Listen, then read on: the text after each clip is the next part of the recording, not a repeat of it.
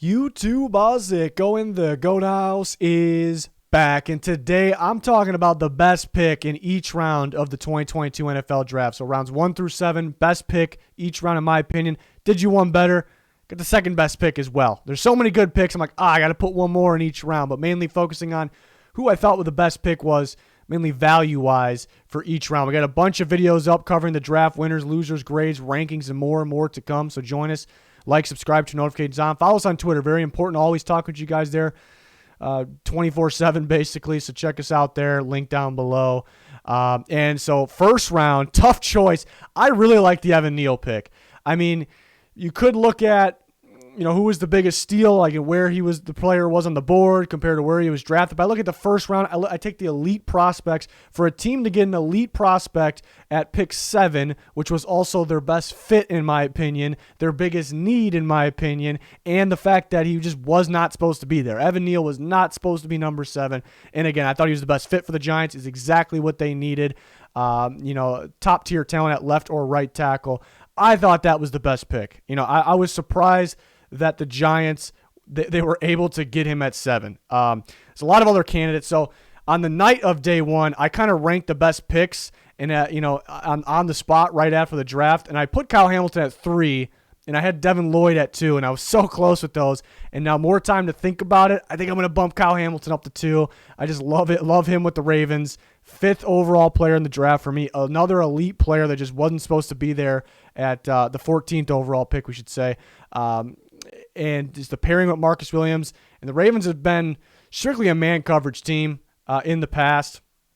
And they kind of been limited what they can do in coverage when they had to switch the zone and they didn't have much coverage over the top at the safety position. But now, adding Hamilton and Marcus Williams, they can do so many different things. You can run cover 4. You can run pretty much whatever you want to do. You can bring Hamilton up on the box in the slot if you want to, which you can. He can play at a high level. So, other just great value picks. You talk about Devin Lloyd, who was my 8th overall player to draft. I kind of had a feeling he can slip through a little bit, but I love him with the Jaguars. Love the fit with Trayvon Walker as well. You kind of can do different things with each of those and kind of confuse offenses pre-snap. And then, did I talk about Jermaine Johnson? Jets going back up to get him. That's a great value pick. Kayvon Thibodeau, Giants, was my top overall player, so you can argue that as well. It just kind of made sense as a pick like that. It's realistic, could happen. Evan Neal is just their best possible fit, their biggest need. He was not supposed to be there either, in my opinion at least. So I went with Evan Neal.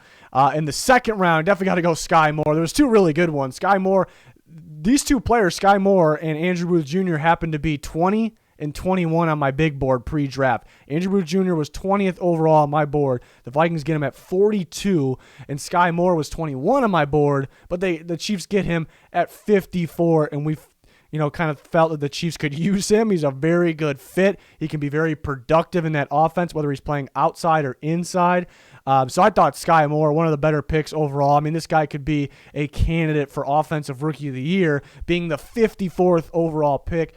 It's pretty ridiculous. And the Vikings getting Andrew Booth Jr., they actually traded back and were still able to get, you would think pre-draft, the Vikings ended up with Andrew Booth Jr. What would your prediction be on how they did that? I think trading back with 12 and getting him late first probably would be the prediction, or trading up with the second, but they traded back with the second round pick and still got Andrew Booth Jr., which corner was a pretty big need. So you pair Booth Jr. with Patrick Peterson.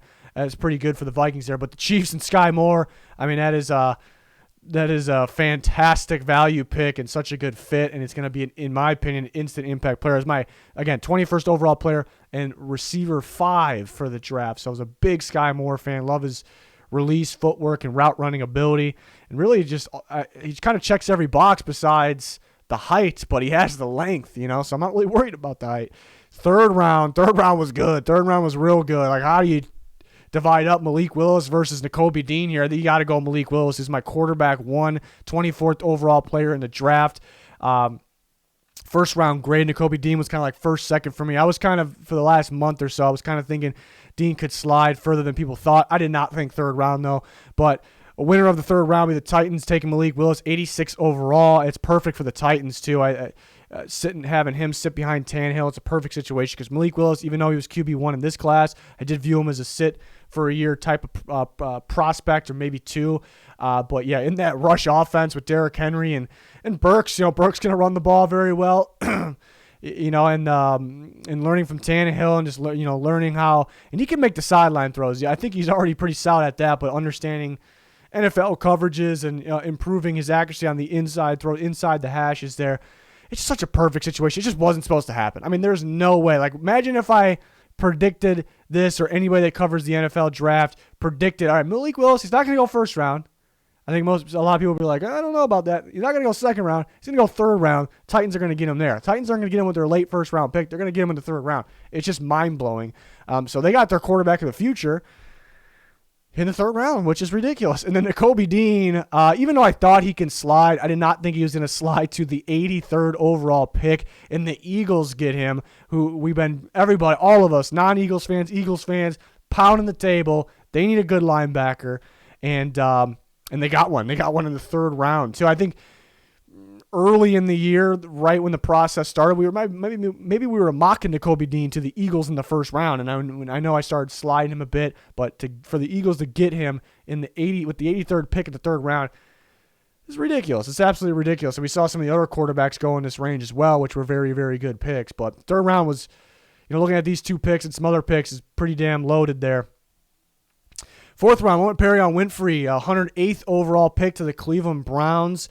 Fantastic pick for them. I thought Winfrey had a shot to go second. If you told me, I guess I was going to say, if you told me that you knew the future, right, before the draft, and Winfrey's not going to go in the second round, where did he go? And I'm like, is he going to go third, or is he going to sneak in the late one? Like, no, he ended up going fourth, 108th overall.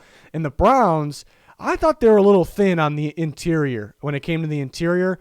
Myles Garrett holding a lot of that down. When it came to the interior defensive line, I thought they could improve. And they improve in the fourth round here. Winfrey, seeing he's very good rushing the passer. Seeing him, right inside of Myles Garrett, that could be scary on obvious passing downs. Might not see Winfrey on running downs. It's a passing league. And just those obvious passing situations, which the Browns could put teams in, because the rest of their defense, I think can do some damage there. And the next best was the Seahawks taking Kobe Bryant, the corner from Cincinnati. I kind of have him in that second, third range. Wouldn't have been surprised late second or early third, but he slips to the fourth. I love the fit with the Seahawks.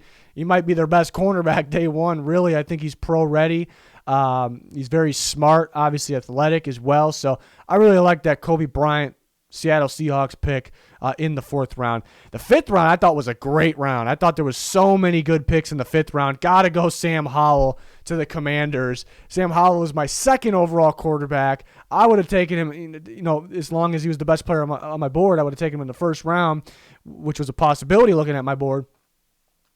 And the Commanders get him 144th overall. They kind of felt like they still could have used a quarterback. Wentz isn't a long-term plan, or could be if he works out. But Sam Howell has the ability to take over, I think, early. Kind of gives them what they haven't had with Heineke, with some of that downfield throwing ability. I love Howell's toughness, the ability to break sacks, break tackles down the field. He's got his former star receiver from North Carolina, De'Ami Brown, there. And he can work. And Gibson, Antonio Gibson, he can work well with him, his receiving ability. And, so I'm excited about Howell there for the Commanders. I feel like they got their quarterback of the future here in the fifth round. It's pretty crazy to say and think that, but I think it's possible. I think it's very possible here. So that was an extremely good value pick. And then Khalil Shakir to the Bills. And it's tough. The fifth round had so many good picks. Tariq Woolen, cornerback of the Seahawks. I thought that was a steal of a pick. I thought the Bears had a couple good picks in the fifth round. There's a lot of good fifth round picks. But Khalil Shakir, I had a second round grade on him. I thought he was a safe pick. His production from the slot and how he gets open, recognizing coverages, and his footwork and his toughness after the catch. So I thought he was pretty much a safe pick. I guess the reason to argue that is he did have some drops. He did have some spectacular catches, though. But the Bills moving on from Beasley, adding Crowder, who's maybe on his way down a little bit, could be very good for the Bills to replace Beasley. 1-year deal, no sure thing. Then you get Shakir, who's a very good slot receiver in that offense. I think he can be very productive. It's going to look like a steal there in the fifth round from the Buffalo Bills. But Sam Howell picks. Some of these quarterback picks end up being very good. Sixth round. Easy one. Clear-cut winner for this one. Jean-Marie Sallier from Georgia. I would have been good with taking him in the second round, I guess, because he's not the most athletic dude. Okay, third round, right? No, sixth round to the Chargers, who could, at that point, could have used a quality offensive lineman still, whether you're going to play him at right tackle or guard or have him be extremely good depth at either of the positions, and you get that. You get that at both the positions there with Sallier because he played tackle and guard. And he played it both at a pretty high level. I mean, see, lock it down against Michigan, of all teams, in the playoff game. Georgia Bulldogs are good, too. So I think perfect situation, a steal for the LA Chargers. Next best, we'll go to Mari Barno for the Panthers. I thought he had a shot to go fourth round because the high upside, the freaky length with the freaky athleticism and speed. It's that guy you want to work with, but not all teams develop those guys, right? I think the Panthers do a pretty good job, recently with their young defensive players that have upside. They're kind of getting them reaching that upside earlier, specifically at the defensive end position too, with a guy like Brian Burns. But you look at elsewhere, you look at Jeremy Chin was not supposed to be where he's at right now. So I think they're very good at developing not only defensive players, but kind of the freaky guys, the freaky trait guys. So I think that's a really good fit on top of it. And then on to the seventh round, Seattle Seahawks taking Bo Melton. I thought he had a shot to go in the fourth round. This is one of those guys where I was thinking, could he even go earlier than that? Because a lot of time teams kind of take, the past track records a little more serious than other teams, looking at him coming out of high school. He was actually a top recruit, 4-star recruit, had offers from Ohio State, Michigan, all these big-time schools, and he goes to Rutgers. He feels like Rutgers is the right spot for him. He's very productive. He shows that he can get open, he can get separation with his extremely impressive speed and footwork. So I thought maybe, if anything, I had him graded fourth round. Fifth round wouldn't have surprised me, but honestly, third round wouldn't have surprised me either, just because of all that, what I just said. So, but he ends up going to the seventh round, which is absolutely shocking, maybe because he's on the smaller side. But Seahawks don't have they got some very good receivers, but they don't have a ton of depth. So bringing him in there, I think it's a very good depth option that can get on the field somewhat for a seventh round pick, somewhat early in his career. So I love that Bo Melton steal for the Seahawks. Seahawks had a pretty good draft. Next best, I went Skylar Thompson. I'm a Skylar Thompson fan. The quarterback from Kansas State going to the Miami Dolphins. I just like his game. He's been on and off the field because he's been injured, so he has to stay healthy. But he's impressive to me. He's got good accuracy. He takes care of the ball. He can run. He's not afraid to lower the shoulder, which he should watch out with that because he's been injured. But the throw on the run ability really is eye-popping to me. So I was higher on Thompson than pretty much everybody on the planet, I feel like, maybe minus Kansas State people. But I like Thompson a lot, and I like him with the Dolphins too. I know the Dolphins got Tua, who is definitely deserving of another shot, obviously, and he still has upside, and he can still reach that potential for sure. And they have Teddy Bridgewater, injury concern, 1-year deal. And they got Skylar Thompson there, a young option that I think fits Mike McDaniel's offense. And again, Tua's been hurt in the past too, so I think it's very good to have year one a very solid QB3 option. I think it'd be a QB2 option in the future.